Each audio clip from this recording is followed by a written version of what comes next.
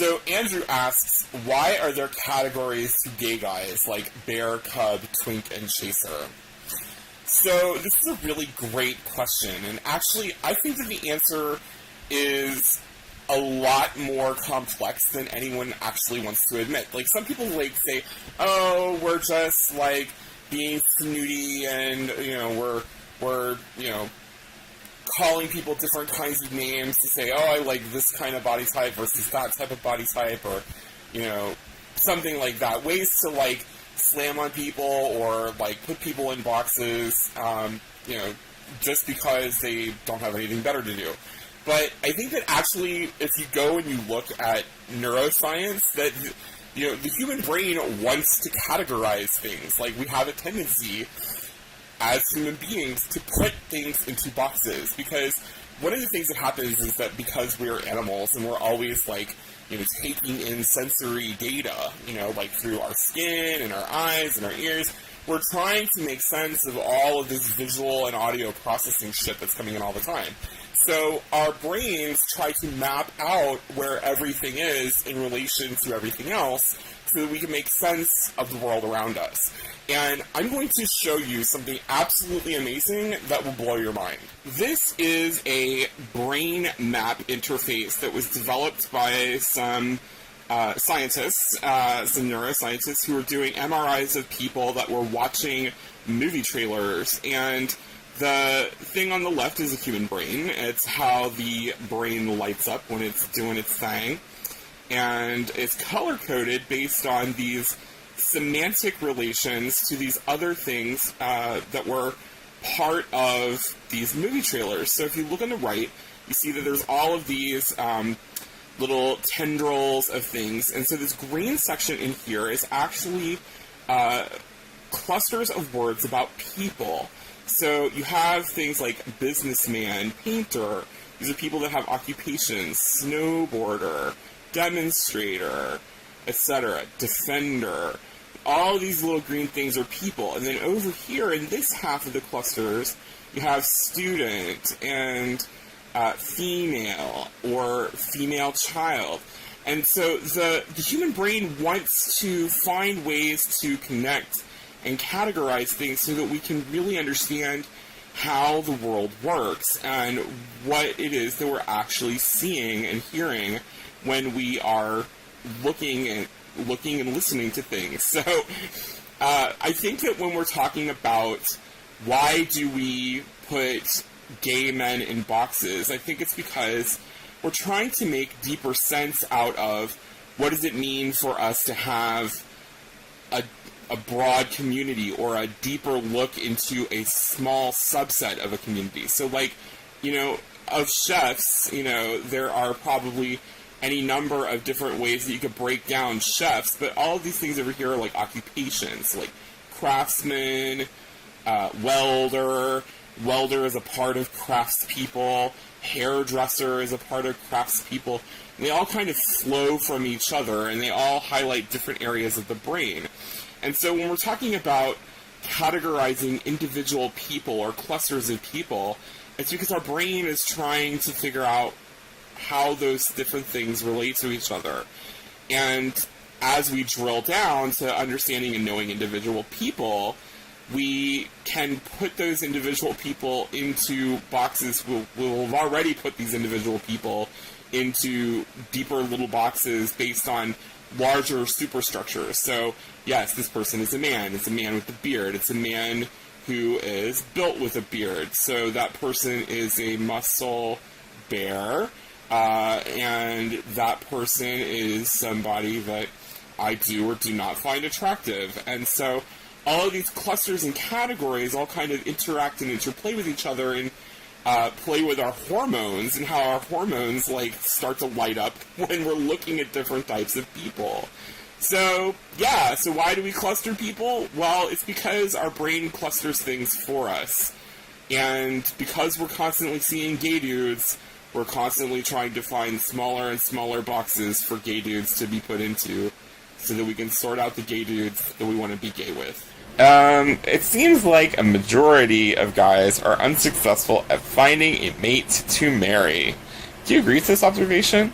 Is it a greater population than the whole? And what are some of the reasons? Jesus, that's a long, complicated question, too. I mean, I don't know. I don't know what the statistics are on gay marriage, because gay marriage is only just barely around, but I don't know. I think everybody's different. I think that some people are into having long-term relationships and some people are not, and some people want to be in long-term relationships and other people don't. So it just really depends on the individual people and the circumstances. Is that an impact on your ability to find a mate? Yeah, it is, but I don't know. What do you think about that? Do you think that it's harder for people to find relationships? I don't think so. No. I think that a lot of people have this storybook heteronormative concept of what they want in a partner. Yeah. And they are willing to wait longer to find the perfect mate. When in reality, the perfect mate is... So people are waiting for Goldilocks when really they need to just, like... They're setting their standards so high that no one could possibly fit them. Even themselves. Yeah. I think that's true. And I don't think that that's just a gay thing. No, I think that's an everybody thing. Yeah. That, you know, everybody is taking all this time to try to build up these, like, expectations of the perfect relationship. I know these women at work who have, like, these life plans, you know, where it's like, by the time I'm 21, I will have my bachelor's degree. By the time I'm 23, I will have completed my master's degree. By the time I'm 25, I will be married. And by 28, I will have my first child. Yeah. You know? And they live that shit. And yeah. I don't know how you can have a life goal like that, personally. You know, because that's like... Life is messy. Huh? Life is messy. Life is totally messy. And maybe you'll be, like, marrying somebody who's fucking awful just because it fits your fucking life agenda. You know? You know, so maybe sometimes it's not about who's perfect, but about who's right at the moment, you know? But maybe not at the moment. Not Mr. Right now, but, I mean, people shouldn't marry the first person they date because they're worried about... But that's an opposite extreme. I see a lot of people who are just so incredibly, like... personality, their job, their body has to be absolutely perfect. And if someone is, they go out of their way to find faults in people in order to disqualify them as a mate. Yeah. And those are the people that are always, like, whining and bitching. Exactly. Yeah. And, again, those are the same people who whine and bitch, like, no, there's no good men around, that, you know, all the good men are taking this bullshit. Yeah. You know? There are men who are good enough. Yes. And a lot of it, there's a study OkCupid did. Oh, yeah! And what they found was that people's perception of how compatible they were with someone was based more than anything else on how much time they spend with them. Huh. It has nothing to do with their crazy metrics from Quizlets. Well, there's certain ideological things that you really do want to have there, but by and large, most of the rest of it can slack. Right? I mean, if someone's like a hardcore comic book geek, blah blah, and someone else is like a, you know, plastic. Yeah. They're not going to be compatible.